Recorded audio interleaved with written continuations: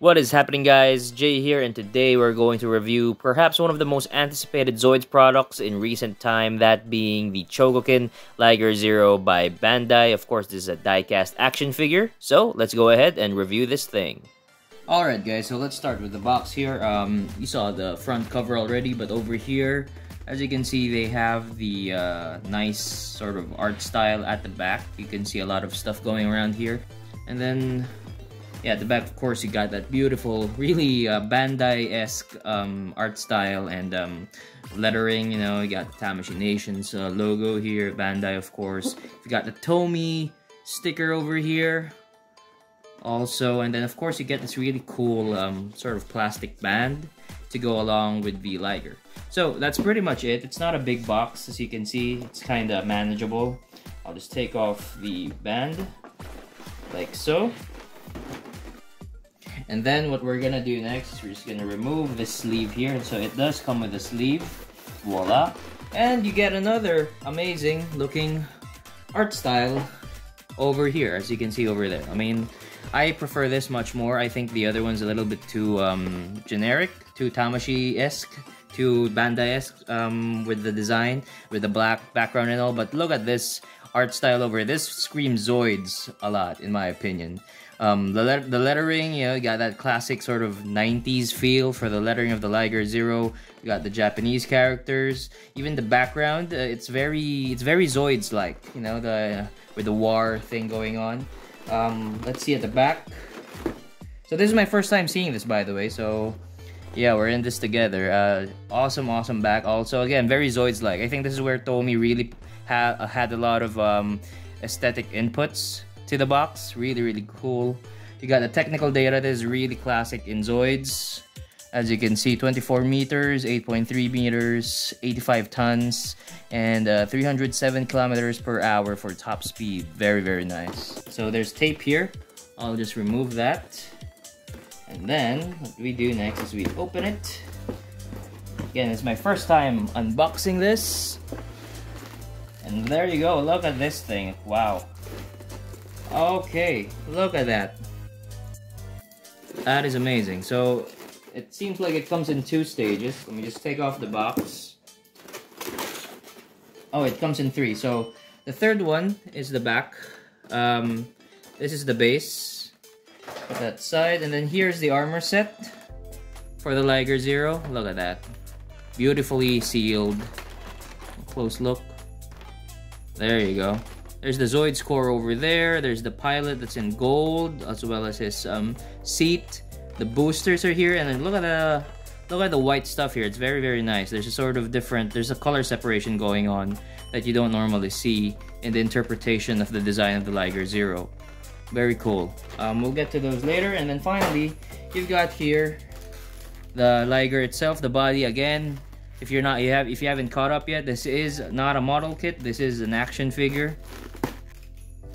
That's great. And then you have here the manual, right? So there's the manual.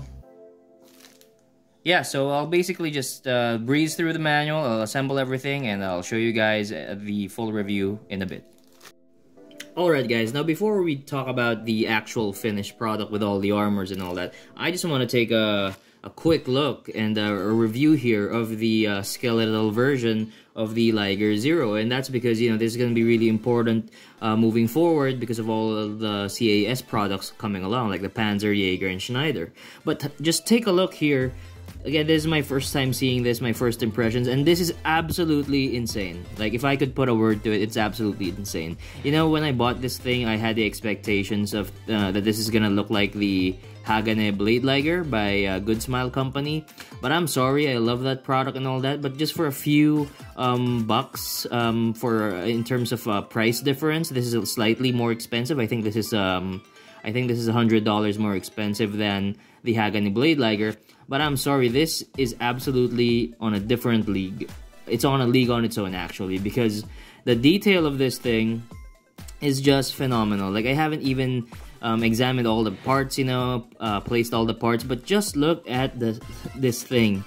Like the claws, of course the metal parts, right? But even the plastic itself, everything looks so lifelike. This thing doesn't feel like it doesn't feel like a toy, definitely. It doesn't feel like a master model, a plastic model, and it doesn't feel like an action figure. It feels like a miniature version of the Liger Zero itself. Like, I'm not kidding, this is not any sort of marketing ploy or whatever. This is my first time getting a Chogokin figure, but that's how it is.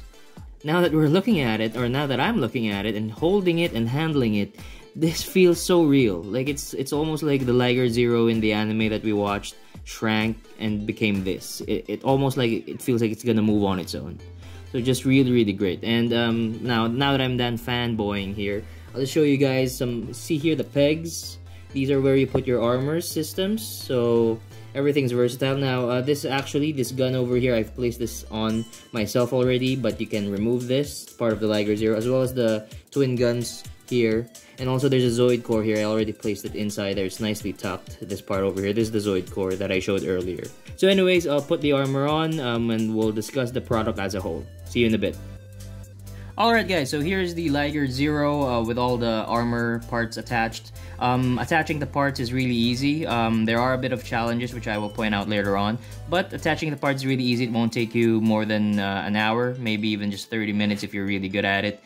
And yeah, before anything else, I'd like to also point out that the manual is actually really great. So this is the manual, and they actually do a good job of instructing you how everything's going. You see these colored arrows over here? So they mean something. As you can see here, the blue arrow means it's removable, the red arrow means it's attachable, and the green arrow means it's movable. And this is really, really ingenious because it lets you understand and safely maneuver your way around the Zoid without fear of breaking anything. So it's really, really great that Bandai did this kind of manual that's really, really friendly, especially to non-Japanese readers and speakers. So anyway, going back to the actual product, the white of the Liger Zero is kind of a unique thing in my opinion. It's definitely different from the white of the HMM. Later I will show that. But yeah, the white here feels more solid. It almost feels like it's ceramic plastic, if I'm making sense. But because of that ceramic touch to it, I think this might not yellow over time. That could be me. We won't know a few years down the line, but I think this is much more, at the very least compared to the HMM, this is much more resistant to yellowing compared to that. Because just look at how solid the white is, and it feels dense. Now, besides the white, I pointed this out earlier, but it also comes with these yellow white accents, which I think really gives a lot of body and dimension to the Zoid in terms of how it looks overall. You can see it on the mane, a bit of the cheeks over there, the shoulders, also here. Yeah, very, very great touch. Now, apart from that, of course, you have the sort of stickers, which are not really stickers, but they're printed on the actual armor of the Zoid, giving it much more personality. Alright guys, so now let's talk about the articulations and the really, really few minor issues this action figure has, this die-cast figure. So, the first is obviously the boosters, right? So, at the very least, the plain Liger Zero has boosters. And as you can see, the boosters come in one set. Or in one part rather. This is not something you assemble. This is completely already assembled. And there's a lot of cool stuff going on here. Obviously, here's the peg. And if you open it, or extend it, you can see there's a sort of piston action going on, which is super, super cool. Like so, as you can see right there. Very, very nice. So, apart from that, the boosters here have a lot of movement, so very, very flexible.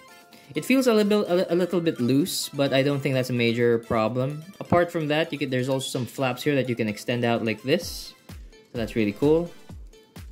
Over there, nice print on the stickers as well. Gives that a lot of personality. And then finally, you have here the actual booster itself. Now the booster, this one doesn't open the same way you'd expect the Jaegers to open, so it's just like that. However, this one over here, the actual booster, it's quite cool actually. It's a very small detail, but you can actually extend it out like this. You see the gap over there? See that gap over there? Yeah, you can actually extend that out and put it back in. A very, very small detail, but for some reason the manual specifically tells you it's possible to do so. So I'll set this aside real quick and I'll show you the main body now. Now the first thing I want to point out are the cool claws. Okay, the front claws in particular are absolutely phenomenal. And why is that? It's because unlike the Hagane, which have claws that you can't articulate, this one you can articulate separately. So it's like the Blade Liger HMM in that sense. As you can see over there, you can put it up and down, really move it like a felines. And even there's even a fifth claw over here, which is super cool. I don't think I don't think the HMM has this. Yeah, it doesn't have this. But you know, I think real life cats do have this. So they really want to show you that they really did their research on the anatomy of a feline, which is really cool. However, the most amazing part about this is actually not that. If you look closer, there's something really crazy going on here.